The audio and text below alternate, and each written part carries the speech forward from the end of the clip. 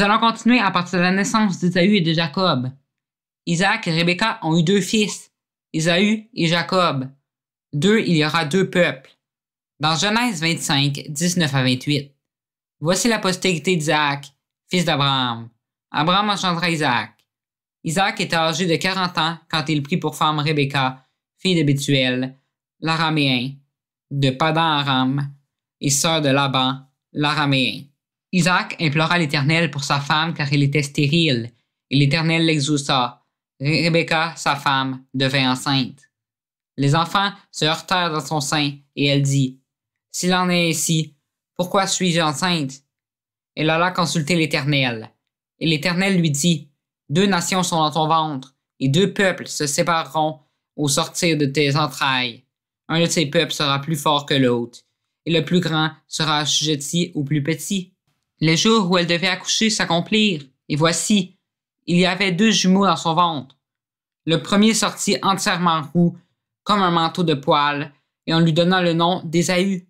Ensuite sortit son frère, dont la main tenait le talon d'Ésaü, et on lui donna le nom de Jacob.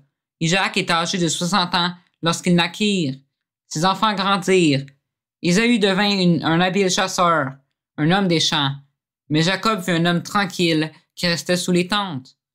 Isaac aimait Ésaü parce qu'il mangeait du gibier, et Rebecca aimait Jacob. Jacob demanda à Ésaü de lui vendre son droit d'aînesse. Dans Genèse 25, 29 à 34. Comme Jacob faisait cuire un potage, Ésaü revint des champs, accablé de fatigue.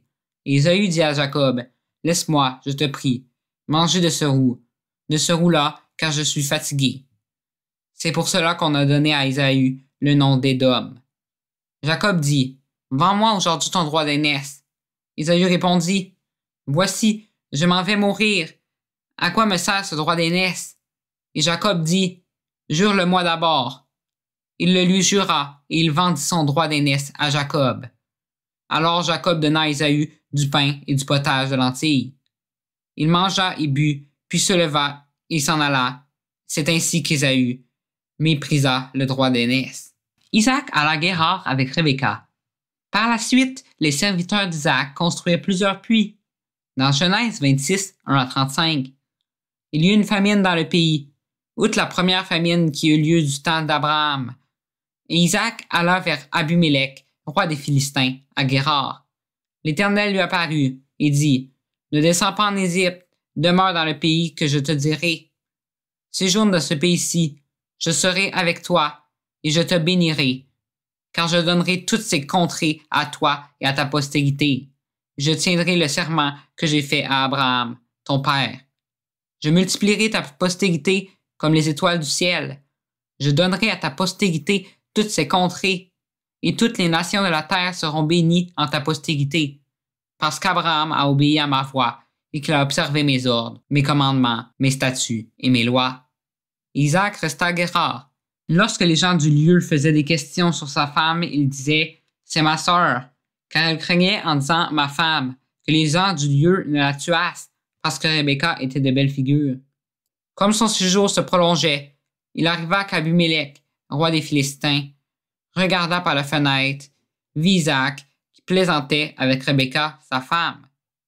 Abimélec fit appeler à Isaac et dit, « Certainement, c'est ta femme. Comment as-tu pu me dire, c'est ma sœur? » Isaac lui répondit, « J'ai parlé ainsi de peur de mourir à cause d'elle. » Et Abimélec dit, « Qu'est-ce que tu nous as fait? Peu s'en est fallu que quelqu'un du peuple n'ait couché avec ta femme, et tu nous aurais rendus coupables. » Alors Abimélec fit cette ordonnance pour tout le peuple.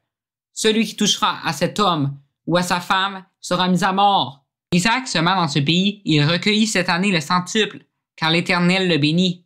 Cet homme devint riche, et il alla s'enrichant de plus en plus jusqu'à ce qu'il devint fort riche. Il avait des troupeaux de menu bétail et des troupeaux de gros bétail et un grand nombre de serviteurs. Aussi les Philistins lui portèrent envie. Tous les puits qu'avaient creusés les serviteurs de son père, du temps d'Abraham, son père, les Philistins les comblèrent et les remplirent de poussière. Et Abimélec dit à Isaac, « Va-t'en de chez nous, car tu es beaucoup plus puissant que nous. » Isaac partit de là et campa dans la vallée de Guérar, où il s'établit. Isaac creusa de nouveau les puits d'eau qu'on avait creusé du temps d'Abraham, son père, et qu'avaient comblé les Philistins après la mort d'Abraham, et il leur donna les mêmes noms que son père leur avait donnés. Les serviteurs d'Isaac creusèrent encore dans la vallée, et y trouvèrent un puits d'eau vive. Les bergers de Guérar querellèrent les bergers d'Isaac en disant « L'eau est à nous », et il donna au puits le nom d'Ézek, parce qu'ils s'étaient disputés avec lui. Ses serviteurs creusèrent un autre puits, au sujet duquel on chercha aussi une querelle, et il l'appela Sitna.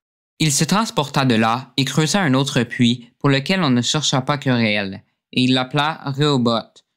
Car, dit-il, l'Éternel nous a maintenant mis au large, et nous prospérerons dans le pays. Il remonta de là à Beersheba. L'Éternel lui apparut dans la nuit et dit, « Je suis le Dieu d'Abraham, ton père. Ne crains point, car je suis avec toi. Je te bénirai et je multiplierai ta postérité à cause d'Abraham, mon serviteur. » Il bâtit un autel, invoqua le nom de l'Éternel, et y dressa sa tente, et les serviteurs d'Isaac y creusèrent un puits. Abimélec vint de Guérar auprès de lui avec Ahuzat, son ami, et Picol, chef de son armée. Isaac leur dit, « Pourquoi venez-vous vers moi, puisque vous me haïssez et que vous m'avez renvoyé de chez vous? » Ils répondirent, « Nous voyons que l'Éternel est avec toi. C'est pourquoi nous disons qu'il y a un serment entre nous et toi, et que nous fassions alliance avec toi. Jure que tu ne feras aucun mal, de même que nous t'avons point maltraité, que nous t'avons fait seulement du bien, et que nous t'avons laissé partir en paix. Tu es maintenant béni de l'Éternel. » Isaac leur fit un festin, et ils mangèrent et burent. Ils se levèrent de bon matin, et se lièrent l'un à l'autre par un serment. Isaac les laissa partir, et ils le quittèrent en paix. Ce même jour, des serviteurs d'Isaac vinrent lui parler des puits qu'il creusait, et lui dirent, « Nous avons trouvé de l'eau. » Et il l'appela Shiba. C'est pourquoi on a donné à la ville le nom de Beersheba jusqu'à ce jour. Ésaü, âgé de 40 ans, prit pour femme Judith, fille de Béri, le Héthitien, et Bamat, fille d'Élon, le Héthitien. Elles furent un sujet d'amertume pour le cœur d'Isaac et de Rebecca. Nous continuerons cette série la semaine prochaine.